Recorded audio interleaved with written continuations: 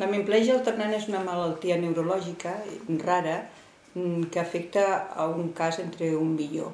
Una malaltia rara normalment es considera, segons l'Organització Mundial de la Salut, quan afecta 5 casos per cada 10.000 habitants. Llavors, quan parlem de l'hemiplegia alternant, doncs podem dir que no és una malaltia rara, sinó raríssima. Vull dir, té molt poca prevalència. En què consisteix? Bàsicament consisteix en atacs de paràlisis, que poden ser laterals, del costat dret, del costat esquerre, o si no s'afecta a totes 4 extremitats.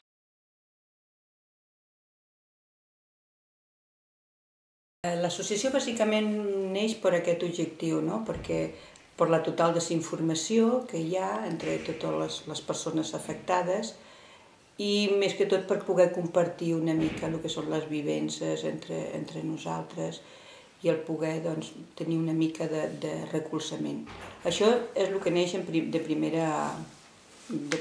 primer moment, no?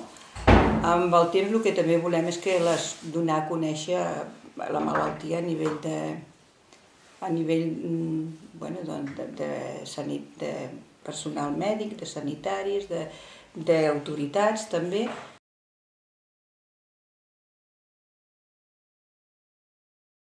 L'associació, indudablement, ha sigut un contacte entre famílies, un contacte a nivell europeu. Ara, vull dir, amb el que volem fer l'associació internacional, és poder tenir accés a ajudes a nivell europeu també. Indudablement, a vegades quan des de l'associació, i torno a parlar que som molt pocs, molt pocs afectats, solament presentes un projecte, doncs realment te'l veus denegat, perquè el primer que et demana és a quantes persones beneficiarà. Nosaltres som molt pocs els que ens podem beneficiar. Indudablement, a aquesta primera ja no tens cap mena d'opció, no?